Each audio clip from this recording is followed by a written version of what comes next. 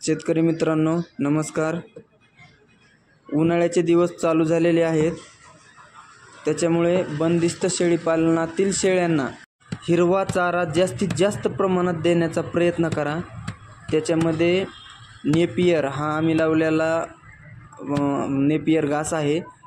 जास्त प्रमाणात पाणी देऊन याला हिरवागार ठेवायचा प्रयत्न करा, जेणेकरून तो आपल्या शेळ्यांना बंदिस्त शेळी पालनातील शेळ्यांना देण्यात यावा। त्याच्यानंतर शेवरी हा झाडपाला बांधाच्या कडेला लागवड करून त्याचाही उपयोग तुम्ही बंदिस्त शेळी पालनातील शेळींना करू शकता। तसेच तुतीचा पाला, तुतीची झाडे याचीही लागवड करून बांधाच्या कडेला लागवड करून याचंही जास्तीत जास्त प्रमाणात शेळ्यांना उन्हाळ्यात पाला देण्याचा प्रयत्न करा। याच्यामुळे ही शेळ्या एकदम तुमच्या टवटवीत दिसू शकतात। जेवढा जास्तीत जास्त हिरवा देण्याचा प्रयत्न करा। तुतीची झाडे तुम्ही ही पण झाडे बांधाच्या कडेला लावू शकता, जेणेकरून तिथं पाणी देता येईल तुम्हाला आणि रानही पडणार नाही तुमचं, ते बांधाच्या कडेलाही ॲडजस्ट होऊन जातील। याचं कसं आहे, याचे थोडे थोडे शेंडे तुम्ही काढून टाकले ना की नंतर अजून त्याला ते डबल ते फुटतात, त्याच्यामुळे या झाडांचं पाल्याचं तुम्हाला काही टेन्शन नाही।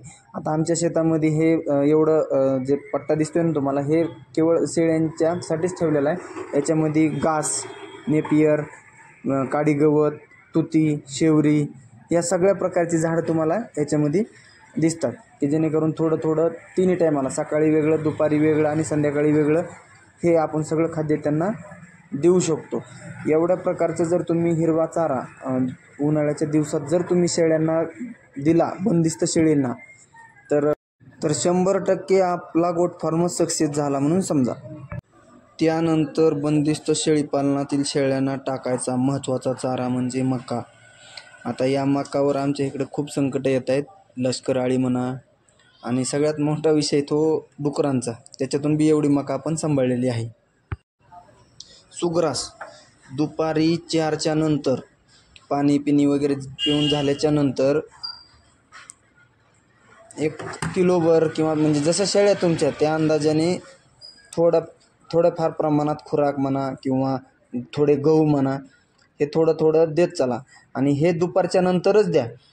कारण कसं आहे, सकाळी जर हे दिलं तुम्ही खायला ना, तर दिवसभर शेळ्या बाकीचं काही खात नाही आहेत, त्याच्यामुळं हे शक्यतो दुपारी 4च्या नंतरच देण्याचा प्रयत्न करा।